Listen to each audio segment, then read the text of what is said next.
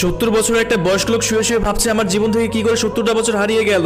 আমি তো কোনো কিছু বুঝতে পারছি না। এই গল্পটা শুরু করার আগে সবার কাছে আমি হাত জোর করে বলতেছি, প্লিজ ভাই না টেনে সম্পূর্ণ ভিডিওটা দেখবেন, তাহলে জীবনের মানেটা বুঝতে পারবেন। এবং ভিডিওটা দেখার সাথে সাথে একটা শেয়ার করে দিবেন, কারণ আপনার একটা শেয়ারের জন্য অনেকেই ভিডিওটা দেখতে পারবে। সালটা হচ্ছে 2070 সাল। একটু কল্পনা হারিয়ে যান, একজন 70 বছর বয়স্ক লোক শুয়ে শুয়ে ভাবছে আমার জীবন থেকে কি করে 70টা বছর হারিয়ে গেল। এ তো মনে হচ্ছে সেদিন অফিস শেষ করে বাসায় আসলাম, আর এসব কথা চিন্তা করতে করতে বয়স্ক লোকটা ছেলে তার রুমে আসলো, আর রুমে এসে ছেলে তার বয়স্ক বাবাকে বলছে, বাবা এই নেন আপনার জন্য পাঞ্জাবি পায়জামা নিয়ে আসছি, আগামী শুক্রবারে আপনার নাতির বিয়ে, আপনার কি আর কিছু লাগবে? যদি আপনার কিছু লাগে তাহলে বলতে পারেন। এরপর বয়স্ক বাবা তার ছেলের দিকে তাকালো, আর তার ছেলের দিকে তাকায় দেখতেছে তার ছেলের মাথার অনেক চুল পেকে গেছে। তখন সেই বয়স্ক লোকটা মনে মনে ভাবছে, কি ব্যাপার, আমার ছেলের মাথার অনেক চুলিতে পেকে গেছে, ও তো সেদিনও ছোট ছিল, আমার সাথে বাজারে যাওয়ার জন্য কত বায়না করতো, আর আজকে আমার সেই ছোট ছেলে কত বড় হয়ে গেছে, আগামী সপ্তাহে নাকি তার ছেলের বিয়ে। আর ওরকম সময় ছেলে তার বয়স্ক বাবাকে বলতেছে, আপনার কি আর কিছু লাগবে?